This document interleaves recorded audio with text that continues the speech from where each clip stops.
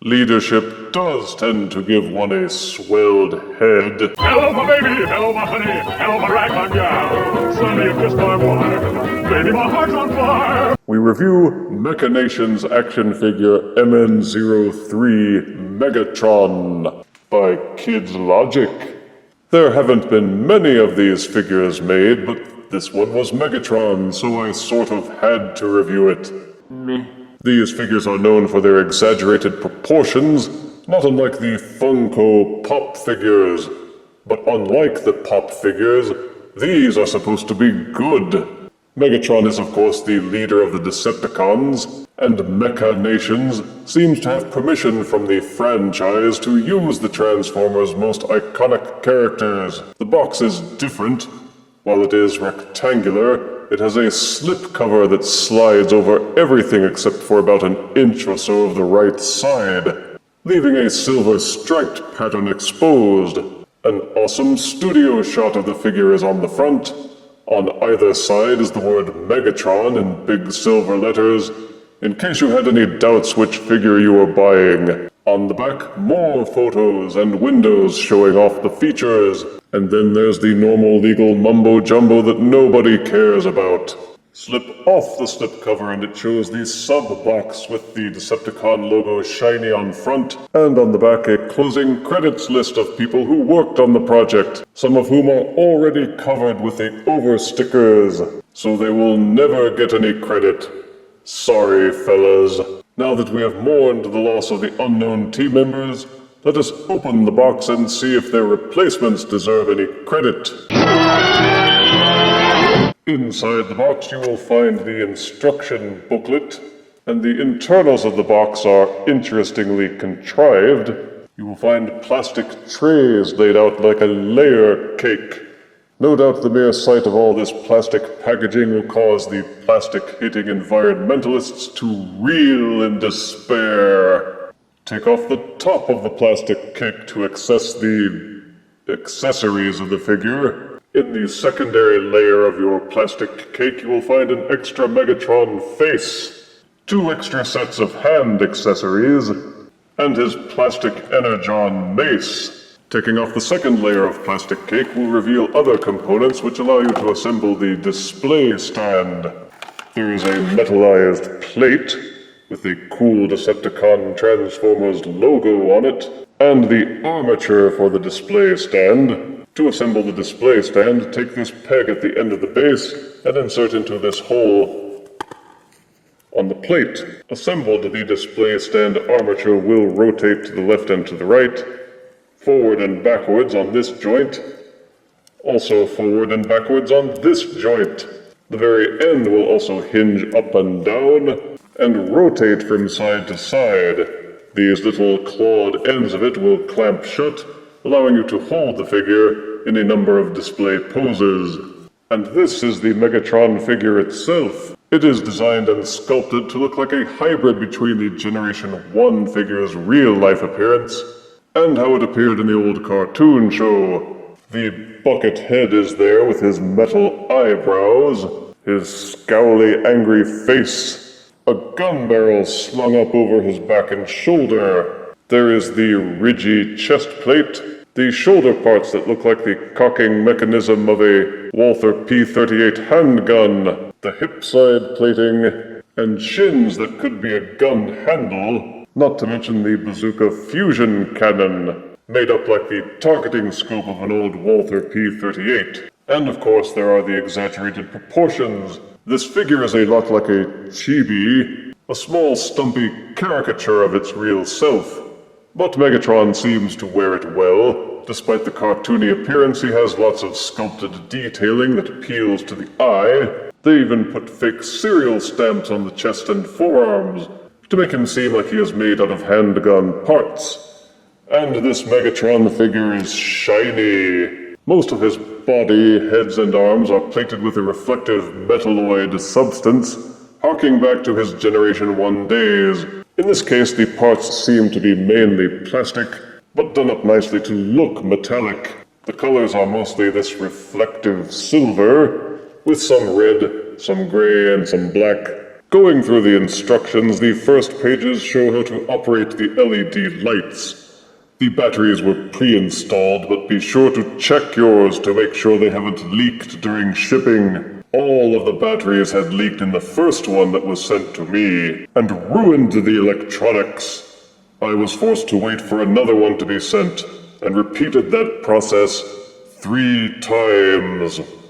Boo! You manufacturers need to stop getting your batteries in bulk from the El Cheapo McStinksuck factory in Chumbawamba. The next pages of the instructions diagram the points of articulation. The left page shows all of the bending joints, while the right page shows the points of rotation. It also shows off the accessories, and also the removable armor parts. Why would you want to take off Megatron's armor anyway? Nude Transformers? Ugh. The next pages show how to replace the batteries, and if your experience was anything like mine, you'll need this. Also profiled are the steps to swapping out Megatron's face, and some more refined directions on how to articulate the waist and hips without risking damage to the shiny finish. But let's try out some of these features rather than just reading about them. First, the electronics. Push this little button on the back of Megatron's head, and the eyes will light up. And is it wrong that I think that the eyes light up much better without the face than it does with the face? He looks like a Cylon Raider. Take me to your leader. Bleep bleep. Push this button on the robot back,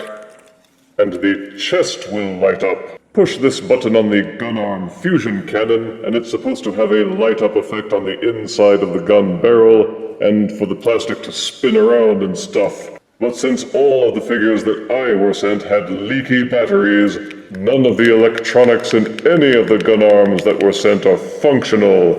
Boo! These gun arm parts on the shoulders will slide upwards and downwards slightly. Presumably they do this to allow greater rotation when articulating the figure, but you can raise them up and snap them down depending on your preference. To give Megatron one of his 2 faces, take the face and insert it upwards.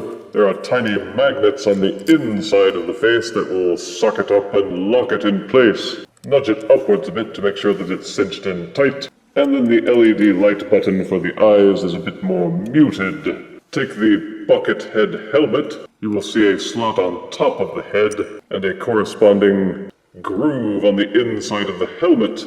Line those up, push them in place. You'll have to fiddle and fuss with it a bit to line them up properly, but once you get the feel for it, it will slide in place and clamp in. Both forearm sections have these removable parts. The slanty part goes on the front, and they're clearly marked with L and R so you don't get confused about whether it's left or right. There are grooves that you can line it up with and slide it in place. Then take the back part, which has these little tabs that stick out, line them up with a tiny groove that is inside the forearm part, and do the same with the top until they snap and hold in place. The chest piece simply slides on. Line up these little indentations with the neck parts until it too slides and locks into place. Each leg also has 2 pieces that come apart. In the case of the leg, it's easier to put the back on first, because there is this little hole in the back of the shin, and a corresponding peg on the inside of the back piece. Get a feel for how they line up and peg them together until they hold independently. Then the front and the back piece should slide and lock together. Once the chest is in place, it is the Decepticon symbol that lights up.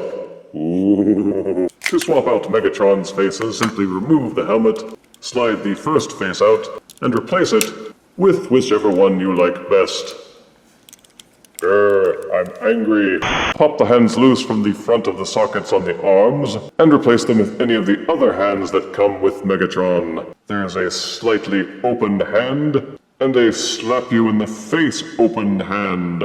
Or you can choose not to have a hand at all and instead use the Energon mace that comes with the figure. Plug the mace into the hand socket, and you can make your Megatron a real swinger. The Energon mace is made of a slightly more flexible plastic, but also has 3 bendable joints that you can use to pose the mace.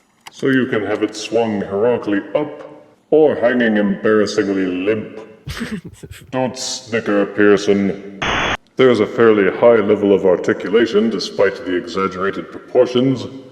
Megatron's head will rotate 360 degrees left or right, but his parts do tend to scrape and bump against each other, so be careful how you rotate them. His head will also tilt forwards and backwards a click or two on heavily ratcheted joints. Each shoulder is ratcheted and will rotate 360 degrees.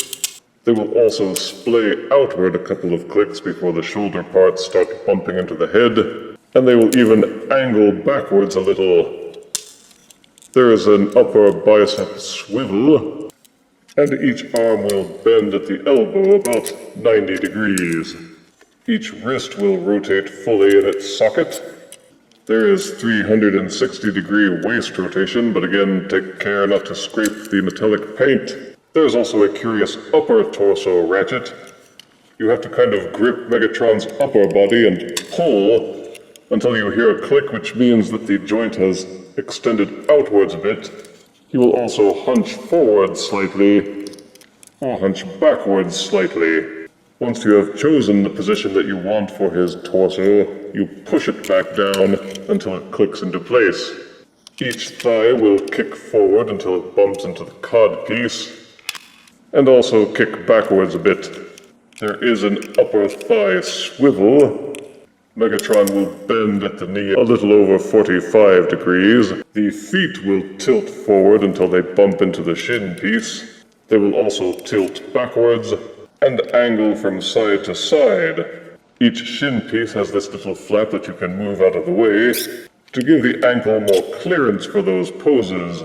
The foot also has this hinge in the middle that allows the front of the foot to tilt forwards, so you can get a decent range of motion out of Chibi Megatron. Just don't go nuts trying to pose him. You want to keep that paint nice and shiny and unscraped. For size comparison, here is Mecha Nations Megatron next to Revoltech Megatron. Here is Mecha Nations Megatron next to Hasbro's Hero Mashers Megatron. Here is Mecha Nations Megatron next to the Flame Toys Model Kit Megatron. And here is Mecha Nations Megatron next to Funko Pop Davros. If you are a fan of Transformers, specifically because they transform, then the Mecha Nations Megatron will probably not appeal to you. But if you are a fan of the characters, then there will be quite a lot that appeals. There are entire industries built around producing established characters in chibi form, and this one is a rather high-end version that was on sale at a price that gives you a lot for your mortal money. Positive aspects are a shiny metallic finish that makes him look much fancier than other versions which just use flat gray plastic. He has LED lights, changeable pieces, a nifty display stand, customizable accessories, and a strong setup of articulated joints. The exaggerated proportions actually seem to enhance his characterization. Negatives are there is a high risk that your figure could be sent with leaked batteries and corroded innards. No blame to the distributors. They were victims of the manufacturer's neglect. The metal finish can be both a plus and a minus, because there is a risk of scratching and wearing off the finish if you don't handle the figure carefully. There's a kind of creaky feel to it. Some of the armor parts won't come off easily, while others pop off without warning. The exaggerated proportions make some poses difficult, and most poses won't hold at all unless you use the included display stand. But all in all, there is more to like than to dislike, and I give Mecha Nations 03 Megatron figure 7 out of 10 deaths. Just don't expect me to get their version of Bumblebee. Ugh. If you refuse me, honey, you lose me. Then you'll be left alone, oh baby. Tell them all and tell me I'm your own.